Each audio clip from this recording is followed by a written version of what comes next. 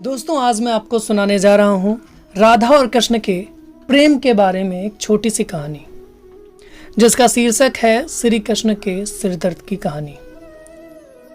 कहते हैं कि कृष्ण और राधा का विवाह नहीं हो पाया था, लेकिन दोनों में इतना प्रेम था कि आज भी दोनों का नाम एक साथ लिया जाता है। श्री कृष्ण का राधा के लिए प्रेम और राधा का श्री कृष्ण के लिए समर्पण देखते ही बनता था।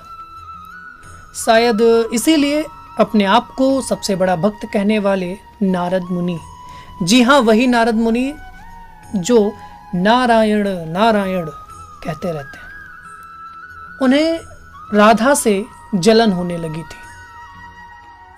यह बात श्री कृष्ण अच्छी तरह जानते थे। एक दिन राधा के बारे में बात करने के लिए नारद मुनि श्री कृष्ण के पास आए। ये बात श्री कृष्ण को पता चल गई थी। जैसे ही नारद मुनि वहां पहुंचे तो श्री कृष्ण उन्हें देखकर अपना सिर पकड़कर बैठ गए। नारद मुनि ने जैसे ही यह देखा आश्चर्यचकित रह गए कि प्रभु, आप सिर दर्द, क्या हुआ प्रभु, बताएं, मैं इसका कैसे समाधान कर सकता हूं, बताएं प्रभु।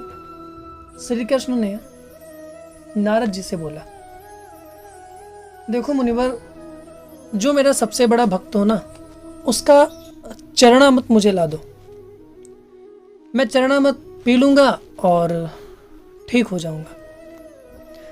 नारद मुनि एक टाइम के लिए तो बिल्कुल शांत पड़ गए। उन्होंने सोचा, सबसे बड़ा भक्त यानी कि मैं भक्त, और फिर चरणामृत, मैं अपना चरणामृत प्रभु को दूं, ये कैसे संभव है?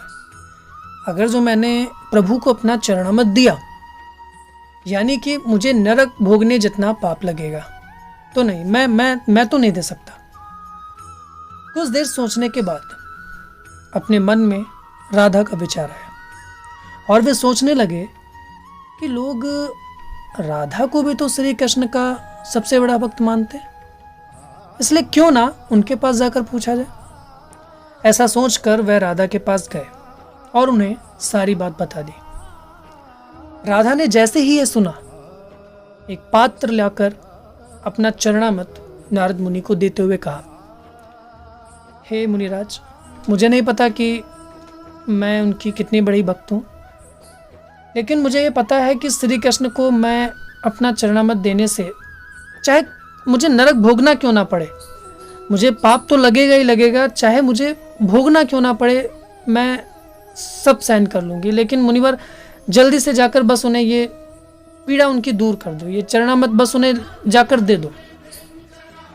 नारद ने सोचा कि राधा को पता है कि उन्हें नरक भोगना तक पड़ सकता है, लेकिन ये कैसी भक्ति है। बस राधा का यह समर्पण देख करके नारद मुनि का सारा घमंड चूर चूर हो गया और उनको पता चल गया कि राधा ही सबसे बड़ी भक्त है और श्री कृष्ण ने यह लीला मुझे समझाने के लिए ही रची थी। जब नारद मुनि राधा के पास से वापस आ रहे थे तो उनके मुख से केवल एक ही नाम आ रहा था, राधा राधा राधा, सिर्फ एक ही नाम। जब वे कृष्ण के पास पहुंचे तो देखा कि श्री कृष्ण उनको देखकर केवल मुस्कुराए जा रहे हैं और नारद मुनि भी तब तक सारी बात समझ गए थे। बस उन्हें प्रणाम किया और एक बार प्रेम से बोला, राधे राधे।